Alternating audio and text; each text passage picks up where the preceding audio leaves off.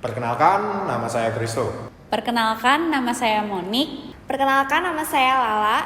Kami kelompok 11 dari SMA Kolese Loyola Semarang.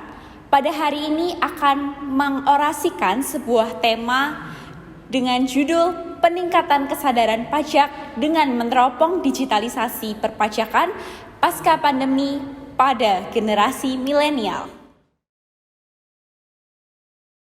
Sebelum membahas mengenai kesadaran pajak pada kaum milenial, sebaiknya kita mengetahui apa itu pajak.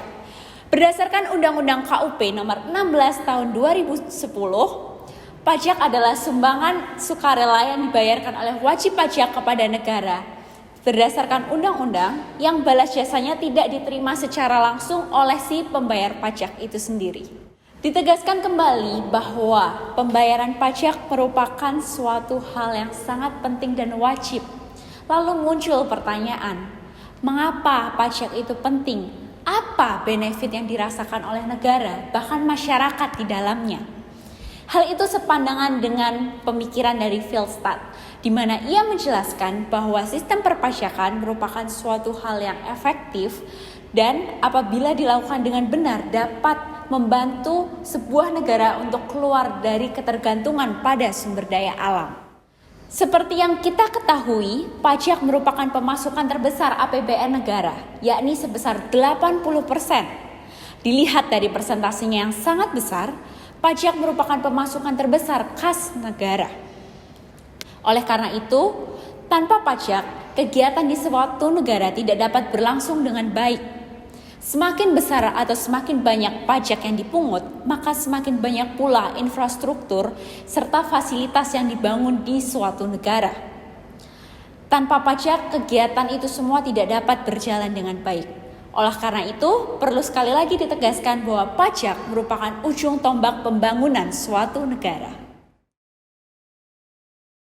Berikutnya adalah manfaat pajak. Yang pertama, digunakan untuk menyejahterakan UMKM, di mana pajak berguna untuk menyejahterakan sumber daya manusia, agar manusia-manusia yang bekerja nanti semakin berkualitas. Yang kedua, dalam bidang pendidikan, di mana pajak digunakan untuk membiayai beasiswa dan juga pembangunan sekolah-sekolah. Dan yang ketiga adalah bidang kesehatan, di mana pajak digunakan untuk menyejahterakan masyarakat dalam hal jasmani. Dengan mengetahui bahwa pajak memiliki kegunaan yang banyak sekali bagi kehidupan masyarakat di sebuah negara, oleh karena itu, kita harus mewujudkan kesadaran dalam diri kita masing-masing untuk membayar pajak. Karena kita tidak hanya bisa mengandalkan pemerintah saja. Perubahan tidak akan terjadi apabila kita tidak memulainya. Oleh karena itu, jika bukan kita yang memulai, lalu siapa lagi? Nah, sudah sepatutnya kaum milenial mewujudkan sikap sadar akan pajak dari dirinya masing-masing. Sebagaimana data menunjukkan bahwa Indonesia pada tahun 2045 mengalami bonus demografi, yaitu penduduk usia produktif mencapai angka mayoritas di Indonesia.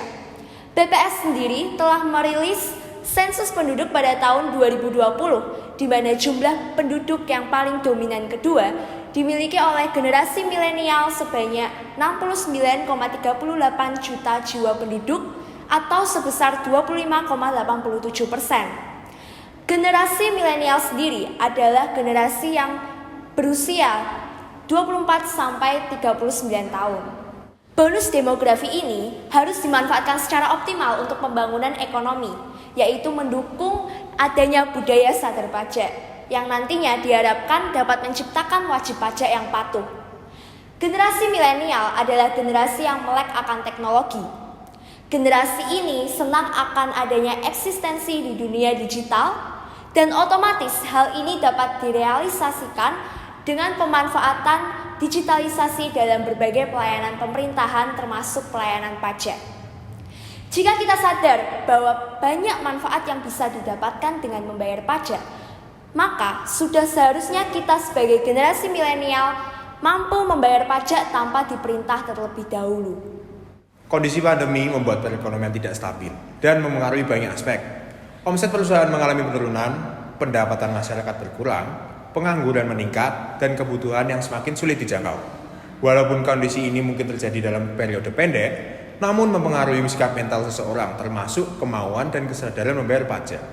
Perubahan kebijakan baik oleh pemerintah maupun pimpinan perusahaan ikut terpengaruh oleh pandemi ini. Salah satu kasus di sosial media yang berkaitan dengan digitalisasi pajak adalah kasus pamer harta yang menjadi tren masa ini. Berawal dari permainan di media sosial, di mana akun tersebut mengikuti permintaan pengikut untuk memperlihatkan saldo ATM miliknya dengan kata sandi, ganteng, review saldonya dong. Dalam salah satu tangkapan layar, tampak akun yang tidak diketahui namanya memamerkan saldo miliaran rupiah dan di bawahnya banyak netizen yang takjub akan besarnya saldo tersebut. Menariknya, ada akun di Ditjen Pajak muncul dan menulis komentar gantengnya dilanjutkan dengan emoticon. Sontak netizen tertawa dan merayakan kesialan dari akun tersebut. Sebab bukan tidak mungkin akun itu menjadi sasaran empuk bagi petugas pajak. Tapi tentu tidak masalah bila ternyata memenuhi kewajiban pajak dengan benar. Pemantauan yang dilakukan DJP ini bukan baru terjadi, tapi sudah dilakukan sejak lama. Ini hanya untuk memastikan bahwa kemewahan yang dipamerkan oleh wajib pajak adalah sudah sesuai dengan harta yang dilaporkan dalam SPT atau surat pemberitahuan tahunannya. Pengawasan dan peran yang dilakukan di media sosial biasanya lebih bertujuan untuk memberikan edukasi dan informasi serta reminder kepada wajib pajak agar tidak melupakan tugasnya sebagai warga negara Indonesia. Pajak merupakan suatu hal yang wajib bagi sebuah negara. Meskipun zaman sudah berubah menjadi digital, pajak tetap menjadi suatu yang esensial dan peranannya tak lekang oleh waktu. Generasi milenial menjadi tulang punggung di balik digitalisasi pajak ini.